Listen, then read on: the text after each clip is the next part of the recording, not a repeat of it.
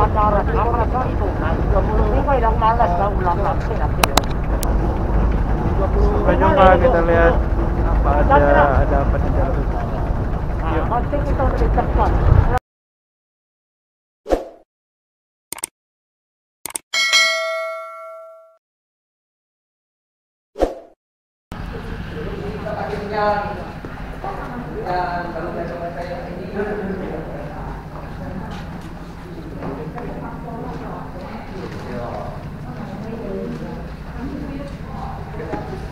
Apa itu?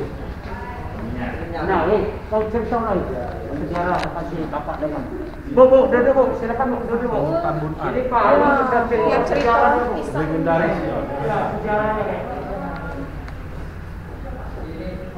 Cerita ini berulang-ulang Pak, legenda Pulau Kemarau. Kita bisa nambahin lagi flashback ke belakang. Kita tahu dulu Palembang ini kita kenal dengan Kerajaan Sriwijaya dulu Pak. Kerajaan Sriwijaya jadi terkenal dari seantero dunia. Mereka ke sini ada belajar ilmu dagang, belajar agama karena dulu ada pusat agama Buddha di Palembang Sriwijaya. Nah, ada salah satu perantau dari Cina, mereka dari Cina tuh datang ke sini. Ya, salah satu anak profesi namanya Tan Kuhan. Proses waktu mereka sudah di sini mungkin bisa dagang atau belajar agama. Dan kenalan dengan salah satu putri raja Palembang namanya Siti Fatimah. Yang namanya proses pacaran, kemudian dari kenalan pacaran kawin. Menikah, si putri ini diboyong lagi ke negeri Cina untuk dikenalkan sama orang tuanya. Mertua lah, mertua. Jadi dikenalin di situ. Perjalanan dari situ ya tetap naik kapal. Jadi bukan sekarang naik kapal ini ada kapal mesinnya kan Pak dulu. Sepenuhnya tuh berdasarkan dari arah angin, tiupan angin. Jadi navigasinya tuh ialah petunjuk-petunjuk dari rasi bintang, arah Mano Timur itu dari bintang. Nah perjalanan ke Cina setelah ketemu dengan orang tuanya, balik lagi ke sini dikasih oleh-oleh Gucci. Nah, jumlah Gucci ini juga sampai sekarang masih kontroversi. Ada yang ngomong Gucci itu 8 Gucci, ada 9, ada yang 18. Tapi terlepas dari jumlah itu, angka-angka itu adalah angka keberuntungan bagi orang-orang Tionghoa, Pak. 8 sumber kemakmuran, 9 angka yang paling sempurna. Kalau Bapak kali ke 9, berapa angka pun dikali ke 9 tetap akan menjadi 9 lagi. 3 kali 9, 27, 2 tambah 7, 9 lagi. Jadi berapapun dikali ke 9, kembali 9. Ada yang ngomong 18 juga itu menunjukkan bahwa sepanjang perjalanan dia itu berhasil Pak keberuntungan. Dikasihlah Gucci itu yang di bawahnya itu ada barang berharga tapi di atasnya di cover dengan sayur asin, sayur makanan untuk bekal perjalanan dari Cina sampai ke Sriwijaya. Mendekati perairan Sungai Musi ini, itu dilihat apa sih oleh-oleh dari mertua ini untuk besan di Palembang, semua di Sriwijaya dibuka. Sayur asin, Gucci pertama sayur asin, Gucci kedua juga sayur asin, dibuang ke Sungai Musi. Masih Sungai Musi dibuang, sampai Gucci terakhir pada saat mau diangkat, mau dibuang pecah. Pecah rupanya di bawah itu tuh barang berharga kan. Timbul penyesalan dari si putra Cina ini, terjunlah dia ke sungai itu untuk cari Gucci. Tapi bukan Gucci yang didapat, si putra Cina Tan Kuhan ini tidak nongol. Si istrinya terjun untuk menyelamatkan suaminya, tapi juga alam berkata lain sia-sia juga tidak ketemu. Termasuk dayang-dayang pembantunya terjun untuk semua tidak ketemu. Sampai akhirnya timbullah sepasang gundukan tanah yang posisinya di sini Pak. Sekarang ini sudah kita bagusin Pak, renovasi. Gundukan tanah pada saat air hujan lebat, air pasang tinggi, tempat ini tidak pernah basah. Makanya disebut kemarau. Pulau Kemarau, pulau yang kering. Nah, itu asal dari situ. Jadi pulau kemarin setinggi air apapun dia pasang tidak akan masuk dalam situ. Jadi dulunya itu cuma dibatasi dengan ini Pak, pagar bambu. Bila bambu yang kita sepotong bambu kita bagikan untuk tiang-tiang itu kan. Luasnya juga paling sekitar ini pinggir kiri kita kan sudah masih banjir semua. Karena ini kita reklamasi, 6 hektar ini karena kita reklamasi lagi, kita timbul lagi kan. Kalau dulu cuma jalan setapak, cuma satu petilasan seperti inilah. Jadi orang datang ziarah, kirim-kirim doa, kemudian mereka balik.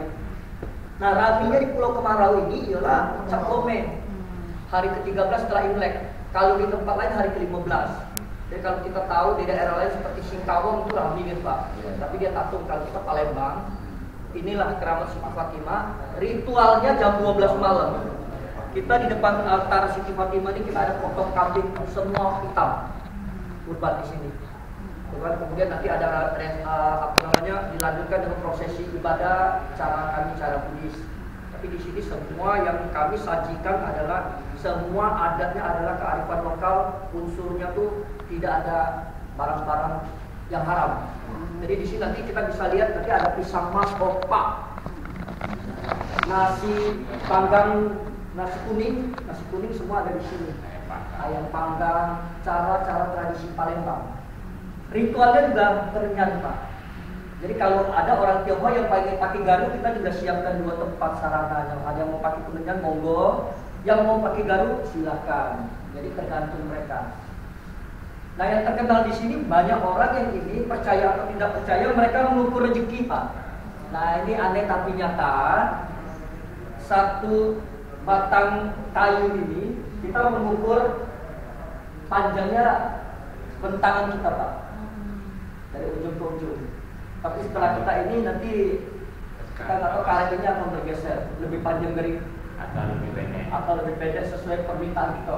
Kalau Bapak pengen tahu rezeki Bapak ini, Bapak minta supaya tiang ini lebih pendek, maka karetnya nanti masuk ke dalam.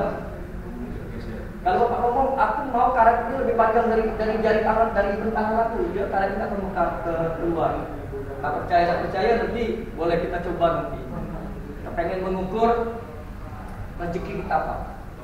Jadi ini kembali lagi bukan kalau panjang rezeki itu luas, kalau misalnya pendek rezeki itu kurang. Pengen gitu. tahu aja, kadang-kadang kita tidak tahu rezeki kita tahun ini bagus atau memang kita punya rezeki yang lebih besar. Kalian Bapak ini kira-kira gimana kan? Nah, biasanya kita ini bertanya ke sewa dengan cara Kyuhyam lempar bila batu. Ada yang melalui ini, tergantung kepercayaan, Pak. Jadi bukan syirik, bukan apa ya. Ini salah satu yang ini salah satu yang terkenal, Pak. Yang paling banyak dikunjungi oleh orang-orang dari luar. Mereka datang ke sini adalah untuk nanya. Yang dari luar yang kami pahami gitu mereka. Kalau orang Tionghoa mereka Syamsi, tradisi kami adalah Syamsi.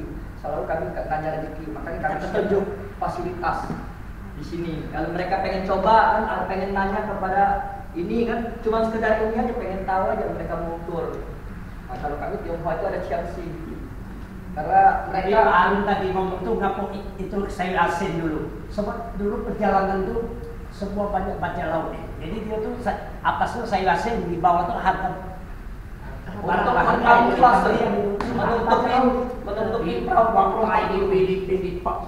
nah itu dulu kalau kita ke haji kan 2-3 bulan itu perjalanan itu dulu kapal pada mesin harus ikut ambil itu kapal layar itu bulan nanti sampai sini paru udah sampai dia aku dulu yang tua ini bikin aku malu aku mau mertua masa ikan saya asing sini Indonesia berarti yang buang bayar terakhir Pak Romo letak di daerah pecah. Nah di Bos Terjun itu yang pangeran itu bukan dia itu 18 kunci, dia tuh waktu dia udah aja kenosan cinta sama suami di tabunan itu dia ikut konca. Jadi benang merah itu adalah kasih cinta. Orang tua memberi guci ini tidak mau kasih tahu bahwa barang itu berharga. Jangan sampai nanti anaknya itu was-was dalam perjalanan itu untuk jago atau ini. Kemudian dibuang, istrinya terjun itu bukan karena guci itu lagi, tapi karena dia cinta dengan suaminya tadi. Dayang-dayang, dia terjun ke Sungai Musi itu adalah untuk menyelamatkan tuannya. Jadi benang merah itu adalah love, Pak, cinta, kasih. Jadi kalau dulu Romeo Juliet itu karena kasih, yang pohon cinta di belakang. Nah ini dia dulu, di belakang dulu. Ya, itu adalah Pak. Aneh tapi nyata ini. Itu adalah pohon beringin. Itu garam itu kamu itu ini kita masuk dulu. Tadi saya bilang